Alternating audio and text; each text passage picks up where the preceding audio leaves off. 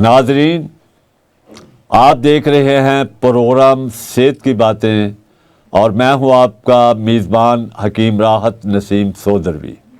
آج کے دور کے اندر جو امراض بہت زیادہ بڑے ہیں اور جن مسائل نے لوگوں کو بہت زیادہ متاثر کیا ہے، ان میں کمر اور موڑوں کے درد کا مسئلہ ہے، جس کی بڑی وجہ ہمارا طرز زندگی، غلط بیٹھنا، اٹھنا، بھاری وزن اٹھانا، سیر نہ کرنا اور سارا دن نشست کرنا، موڑ اور اس کے ساتھ ساتھ موڑوں کا شکست و ریت یعنی باتقاضۂ عمر ان کی ٹوٹ پھوٹ ہے۔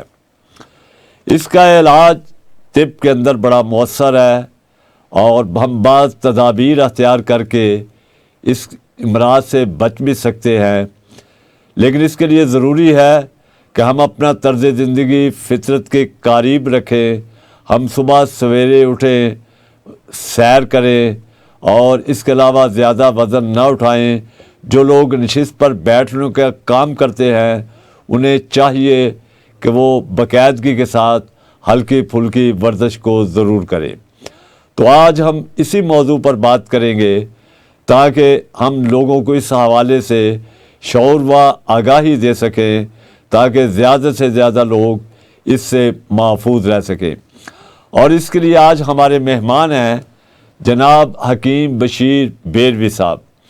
بشیر بیروی صاحب حمایت اسلام طبیہ کالج لاہور کے فارغ التحصیل، نیشنل کونسل فار طب حکومت پاکستان کے سابق ممبر اور پاکستان ایسوسی ایشن فار ایسٹرن میڈیسن پنجاب کے پریزیڈنٹ بھی ہیں اور ایک معروف معالج کا مقام رکھتے ہیں، اور موڑوں کے درد کے حوالہ سے یہ ان کا خصوصی میدان بھی ہے اور اس حوالے سے ان کی شہرت کراچی سے پشاور تک بھی ہے۔ تو آج ہم ان کی زندگی کے تجربات اور مشاہدات سے اپنے ناظرین کو آگاہ کریں گے۔ حکیم بیروی صاحب، سب سے پہلے تو ہمارے ناظرین کو یہ بتائیے کہ موڑوں کا جسم کے اندر کیا افعال ہیں، کیا اہمیت ہے اور ان کا کیا رول ہے؟ جی بیروی صاحب۔ جی بہت شکریہ صاحب۔ موڑوں کا جو مسئلہ ہے، جو 33 موڑے ہوتے ہیں ہماری ریڑھ کی ہڈی میں، یہ ریڑھ کی ہڈی جو ہے یہ یوں سمجھے جیسے تسبیح یا جس طرح ایک سپرنگ کی مانند ہوتا ہے۔ یہ اوپر 7 گردن کے موڑے ہوتے ہیں جسے سروائیکل کہتے ہیں، اور نیچے درمیان میں پھر 12 موڑے آتے ہیں، پھر نیچے لمبر پشت میں 5 موڑے ہوتے ہیں۔ گویا ٹوٹل 33 موڑے ہیں، 26 میں متحرک ہیں، 7 جو ہیں وہ غیر متحرک موڑے ہوتے ہیں، آخر جا کے نیچے دمچی آتی ہے۔ تو موڑے جو ہیں یہی ریڑھ کی ہڈی کا جو یہ ستون ہے، یہ دماغ کو اور جسم کو آپس میں مربوط رکھتا ہے، اس کا رابطہ ہوتا ہے۔ اور یہ اسپائنل کارڈ جو ہے یہ بڑا اہم ہے، اس کی بڑی حیثیت ہے ہماری باڈی میں۔ یہ ایک قسم کا یوں سمجھے کہ فون ایکسچینج بھی ہے۔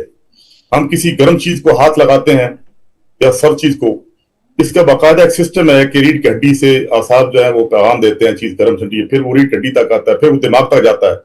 یہ چند سیکنڈ سی بہت کم وقت میں یہ سارا پروسیس ہوتا ہے۔ تو کمیونیکیشن کا یہ ایک بہت بڑا ذریعہ ہے یہ موڑے جو ہیں۔ تو موڑوں کے اندر جو ہے مختلف، ہر موڑے کے نیچے جو ہے ایک ڈسک ہوتی ہے تاکہ موڑے آپس میں ٹکرائے نہ۔ تو موڑوں کے ساتھ نیچے باریک سوراخ جہاں سے آرٹریز اور وینز اور اعصاب گزر رہے ہیں، اور یہ ایک نظام ہے موڑوں کا، 33 موڑوں کا پوری کمر میں۔ اور اس میں زیادہ جو سینسٹیو جو موڑا ہوتا ہے وہ چوتھا پانجا ہوتا ہے، L4-5۔ پوری بدن کا جو بوجھ ہے وہ L4-5 چوتھے پانچویں موڑے میں پڑتا ہے جا۔ تو یہ ہے یہ موڑوں کے بارے سے بات۔ بیروی صاحب، میں آپ کی بات سے یہ بات سمجھ سکا ہوں کہ ہمارے جسم کے اندر یہ 33 موڑے ہوتے ہیں، جن میں سے 26 متحرک ہیں اور باقی 7 جو ہیں وہ غیر متحرک ہیں، اور اس نے پورے جسم کو اٹھایا ہوتا ہے۔ ان کا حرام مغز سے کنیکٹ ہے، نرز کے یہ پیغام دیتے ہیں جو سیکنڈوں سے بھی کم عرصے کے درمیان نیچے سے اوپر تک چلا جاتا ہے، اور جس کے نتیجے کے اندر جسم کے اندر مختلف قسم کے افعال جو ہیں وہ جنم لیتے ہیں۔ تو گویا اگر یہ خراب ہو جائیں تو پورے جسم کا نظام ڈسٹرب ہو جاتا ہے، کیونکہ یہی وہ چیز ہے کہ جس نے پورے جسم کے ڈھانچے کو اٹھا رکھا ہے اور جس کے ذریعے ہمارے اعضاء کا پیغامات حرام مغز کے ذریعے، موروں کے ذریعے پورے جسم کو کنوے ہوتے ہیں۔ اب ہم یہ جاننا چاہتے ہیں کہ عموماً دیکھا گیا ہے کہ جن لوگوں کو موروں کی کوئی تکلیف ہوتی ہے، بلکہ عموماً یہ بولا جاتا ہے کمر درد، شیٹیکا اور مورے، یعنی انہیں ایک ہی مرض تسلیم کیا جاتا ہے۔ تو عام طور پہ دیکھا یہ گیا ہے کہ جن لوگوں کو موروں کے کوئی مسائل ہوں تو وہ ان لوگوں کو ٹانگوں اور بازوؤں کے اندر درد ہوتا ہے، جھنجھلاہٹ ہوتی ہے، بے چینی ہوتی ہے اور کمر کی ہڈی میں بیٹھنے اٹھنے میں تکلیف ہوتی ہے۔ تو حکیم صاحب، ہم یہ جاننا چاہتے ہیں کہ موروں کے بڑے امراض کیا کیا ہیں، یعنی مطلب کون کون سے امراض ہیں جو موروں کی خرابی کے نتیجے میں جنم لیتے ہیں؟ دیکھیے جی، موروں کا جو مسائل بالعموم جو دیکھنے میں آتے ہیں، یا تو سروائیکل کے جو 7 مورے ہیں گردن کے، اس کے اندر جو فاصلہ ہے طبعی وہ کم ہو جاتا ہے، یا اس میں فاصلہ زیادہ ہو جاتا ہے، یا اس میں ڈی جنریٹو چینج آ جاتی ہے، یا اس میں کوئی رگیں دب رہی ہوتی ہیں، یا ڈسک جو ہے وہ ہرنیشن اپنی جگہ پہ دب رہی ہوتی ہے۔ سروائیکل میں جب گردن موروں میں جب کوئی مسئلہ ہے، پھر وہ بازو میں تکلیف آتی ہے، گردن دائیں بائیں موڑنے میں بعض کا وہ تکلیف ہوتی ہے، نیک کالر پہننا پڑتا ہے بعض مریضوں کو۔ اس طرح اگر ٹانگوں میں درد آئے تو اس سے اندازہ ہوتا ہے کہ یہ لمبر ریجن میں کوئی پرابلم آ گیا، جو کمر کے آخری 5 مورے ہیں، جو متحرک مورے ہیں۔ بالعموم جیسے پہلے میں نے کیا کہ چوتھے 5ویں مورے پہ زیادہ پریشر پڑتا ہے۔ پہلے دوسرے مورے میں اگر آئے تو ران تک درد جاتا ہے نیچے، اور اگر یہ نیچے 5ویں مورے تک کوئی مسئلہ ہے، کوئی رگ دب رہی ہو، پھر پنڈلیوں تک یہ درد جاتا ہے۔ اور بعض کا یہ ہوتا ہے کہ یہ ڈسک نیچے کوئی رگ جو شیٹک نرو وہ دب جائے، پوری ٹانگ میں درد جاتا ہے، ایک نساج لنگڑی کی درد شیٹی کا وہ اس کی تکلیف سامنے آتی ہے۔ تو بس آپ کا یہ ہوتا ہے کہ ڈسک اپنی جگہ سے ہٹ جاتی ہے، اور بعض کا جو صرف ایک رگ جو ہے بڑی بڑی سی رگ جو دبی ہوتی ہے، اس کا ایک کھچاؤ، ایک سٹینسن، اس سے شدید ایک تکلیف ہوتی ہے۔ تو عام طور پر یہ لمبر سپانڈیلائٹس کہلاتا ہے، اگر اس میں سوجن سپانڈیلائٹس کہتے ہیں، اگر سوجن پھر عام طور پر لمبیگو بھی سے کہتے ہیں، وجیل پشت وجیل زور۔ تو کمر کا زیادہ جو مسئلہ آ رہا ہے گردن کے نسبت کمر کے مورے جو ہیں 5 مورے لمبر میں، اس میں پرابلم زیادہ تر آتا ہے۔ تو موروں میں بعض کا دیکھا ہے کہ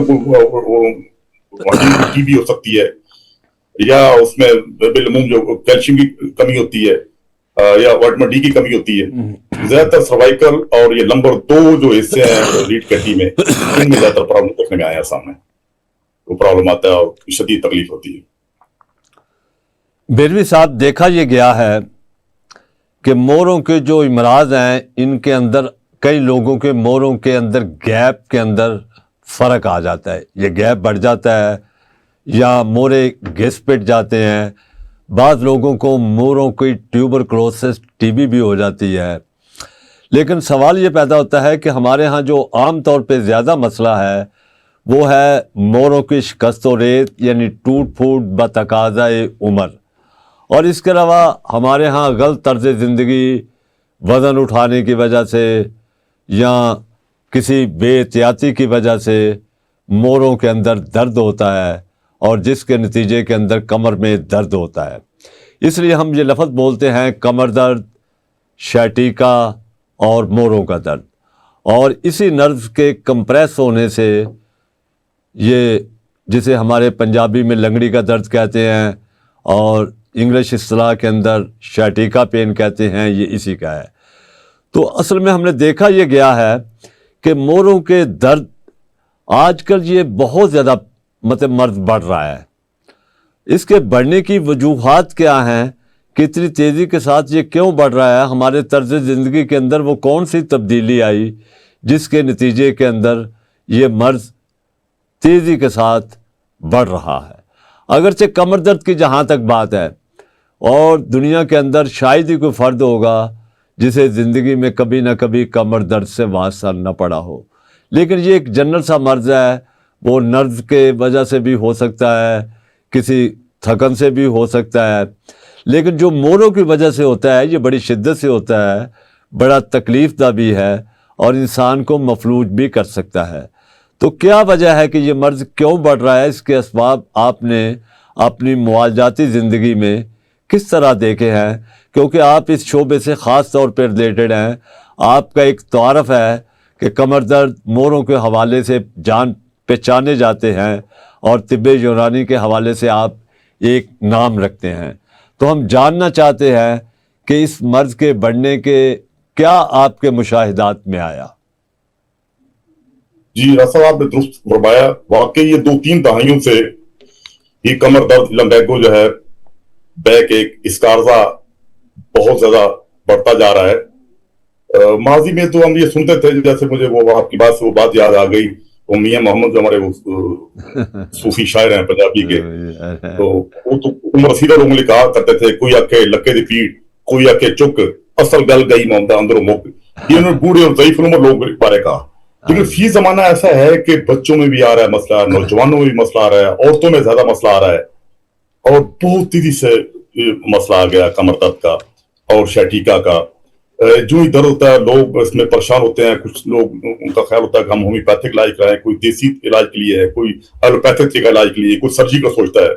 اور بالعموم جو لوگوں کا وقت ضائع ہوتا ہے وہ پین کلر، وقتی سکون دینے دوائیوں سے، اس میں بڑا وقت ضائع ہوتا ہے۔ اب وقتی سکون دوائیاں ساری زندگی کھاتے رہے، مزید مسئلہ بڑھتا جائے گا، وقتی طور پر درد کا احساس ختم ہوتا ہے، وہ تکلیف سے ختم نہیں ہوتی۔ اور میرا خیال یہ ہے کہ ایک زمانے میں بچے کو 2 سال مائیں دودھ پلاتی تھیں تو طویل عرصہ وہ ہڈیوں پر ان کو عارضہ نہیں ہوا کرتا تھا۔ تو ایک تو یہ رجحان کم ہو گیا اب 2 سال بچے کو دودھ پلانے والا۔ دوسرا یہ ہے کہ اتنی برائلر کا اتنا زمانہ نہیں تھا جتنا آج کل ہمارا برائلر کا استعمال ہو رہا ہے، اور اس کو ذائقے کی خاطر ہم ذائقے کے غلام ہو گئے ہم۔ پھر ہم نے دیکھا ہے کہ ماضی میں یہ ڈیری کی جو مصنوعات ہیں، دودھ ہے، کھویا ہے، پنیر ہے، دہی ہے، دیسی گھی ہے، اس کا استعمال ہوتا تھا۔ اس کے اندر قدرتی وٹامن ڈی ہے جو ہڈی کی خوراک تھی۔ اب مجھے لگتا ہے کہ یہ ہمیں نہیں اتنا میسر ہوا جتنا ماضی میں ہمیں ملتا تھا۔ اور یہ برائلر ہے، اس کو ایسے ٹیکے لگاتے، ایسی چیزیں لگاتے، وہی ہماری خوراک ایسا بنتا ہے، ہڈیاں ہماری اسی طرح کمزور ہوتی چلی جا رہی ہیں۔ کچھ تو ہمارا یہ لائف سٹائل کا بھی سلسلہ ہے، کچھ اندرونی چیزوں کی ڈیفیشنسی ہوتی ہے، کچھ حادثاتی بھی واقعات ہو جاتے ہیں۔ اب دیکھیے کہ اپنا یہ کرسیاں اس طرح کی اب آ گئی ہیں، اس پہ بیٹھنے کا انداز ہے، غلط پوز میں طویل عرصہ بیٹھتے ہیں، یہ بھی اس کا ریزن بنتا ہے۔ اچھا، ڈرائیور حضرات جو اکثر دیکھا آتے ہیں، وہ سیٹ کا بیٹھنے میں اگر چوکے کرنے ان کے کمر میں مسئلہ آتا ہے۔ پھر جو لوگ کافی دیر تک کھڑے رہتے ہیں، ڈیوٹی ہے، ان کو مسئلہ آتا ہے۔ عورتیں کپڑے دھوتی ہیں، اس دن لازمی کو کمر درد شروع ہو جاتا ہے، کمزوری ہے، خوراک پٹھے ان کے کمزور ہو رہے ہیں، مسلس کو ان کو اتنی خوراک نہیں مل پا رہی۔ تو مطلب یہ مختلف ہوا۔ اچھا، لوگ لگے ہیں موبائل میں، سر جو کئی گھنٹے لگے ہیں، اس میں لیپ ٹاپ میں لگے ہیں، بیٹھنے کا غلط پوز ہے، یا چارپائی بہت ڈھیلی ہے۔ اچھا، فوم کا رواج آ گیا، گدا، اس کے اندر کمر جو ڈھیلی ہوتی ہے، ایسی کمر کا جو ایسا رہنا چاہیے پوز کہ وہ ڈھیلا نہ ہو، وہ سخت ہونا چاہیے بیڈ، یا فوم ہو تو سخت فوم والا وہ استعمال کیا جائے۔ تو خوراک کا مسئلہ بھی ہے، ہمارے لائف سٹائل کا بھی وہ بھی سلسلہ ہے۔ پھر بر وقت جو ہے ہم اس کا علاج نہیں کر پاتے، وقتی سکون اور پین کلر دوائیاں لیتے لیتے ہم اپنا وقت ضائع کرتے رہتے ہیں، اور اس میں کوئی یا کسی ناتجربہ کار پہلوان کے پاس چلے جاتے ہیں، تو پراپر ہمیں نہیں وہ گائیڈ لائن ملتی۔ اور وہ جب پراپر ملے تو اتنا کوئی بڑا مسئلہ نہیں ہے، شروع میں مخصوص کسی ایکسرسائزیں ہیں، طب یونانی میں اس کا بڑا اچھا علاج ہے، متقدمین کا اب بھی بہت سارے طبی، میں نہیں، بہت سارے طبیب، اچھے طبیب جو ہیں وہ کمر درد کا ایک کامیاب علاج آپ کر رہے ہیں۔ نے بڑے خوبصورت پیرائی کے اندر یہ بتایا ہے کہ یہ مرض کے ہونے کے عوامل کیا ہیں اور یہ مرض کیوں بڑھ رہا ہے۔ دیکھیے، جو عالمی ادارہ صحت کے سروز ہیں ان کے مطابق یہ مردوں کی بجائے خواتین میں زیادہ ہوتا ہے، اور آپ نے یہ بات بتائی کہ اس کی بڑی وجہ خواتین کا اپنے بچوں کو دودھ نہ پلانا، وٹامن ڈی کی کمی، کیلشیم یعنی چونے کی کمی۔ اب دیکھیں نا، دودھ پینے کا رواج ختم ہو گیا، اور مصنوعی طرز زندگی، فاسٹ فوڈ اور جنک فوڈ کا دور آ گیا، کولڈ ڈرنکس کا آ گیا۔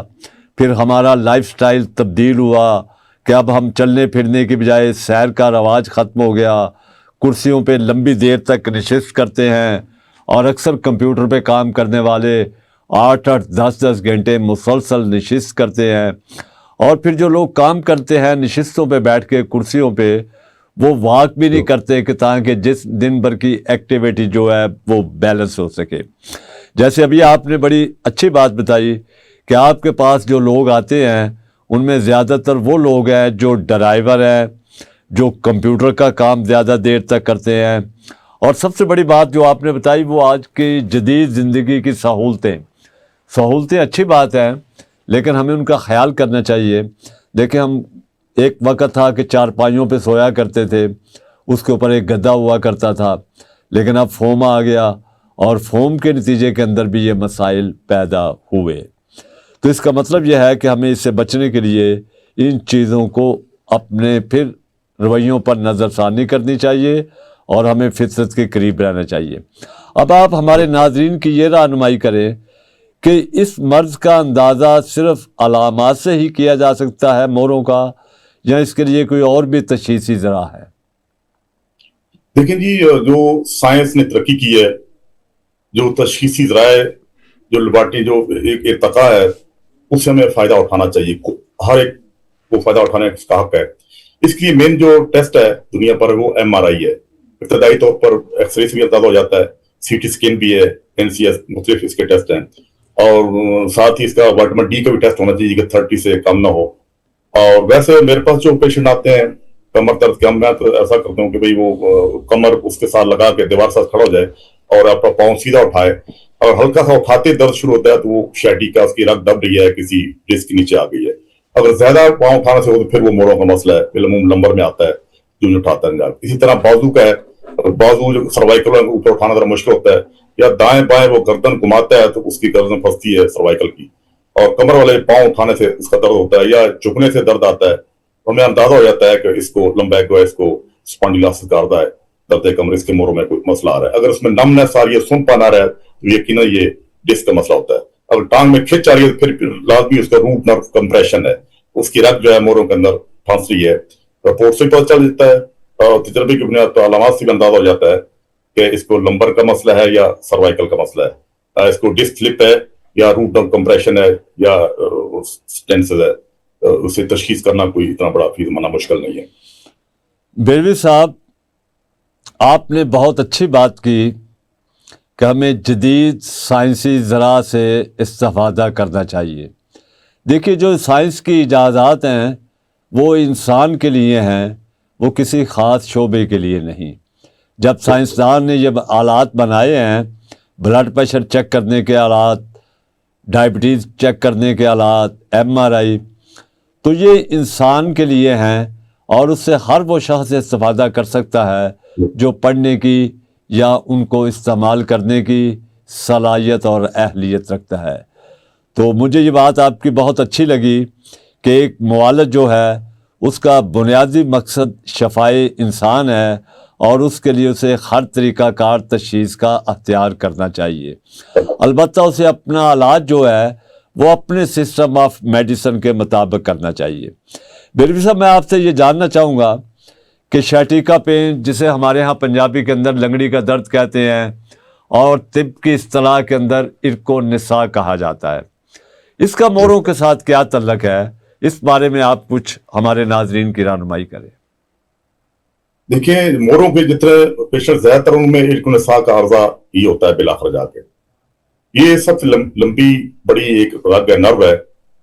تو جب ڈسک سلپ ہو جاتی ہے یا ڈسک کے اندر کوئی فلوئڈ نکل آئے تو وہیں چونکہ لمبر ریجن سے یہ دکھتی ہے, اور آخری پاؤں کی جو چھوٹی انگلی ہے وہاں تک یہ رگ جاتی ہے. تو یہ کسی وجہ سے موروں میں جب کوئی پرابلم آتا ہے یا ڈسک سلپ ہوتی ہے اور اس کے نیچے جب یہ رگ پہنچتی ہے, بڑی باریک جگہ ہوتی ہے جہاں سے رگ دب جاتی ہے. رگ دبتی ہے تو پوری ٹانگ میں پھر کھچاؤ آتا ہے, درد آتا ہے.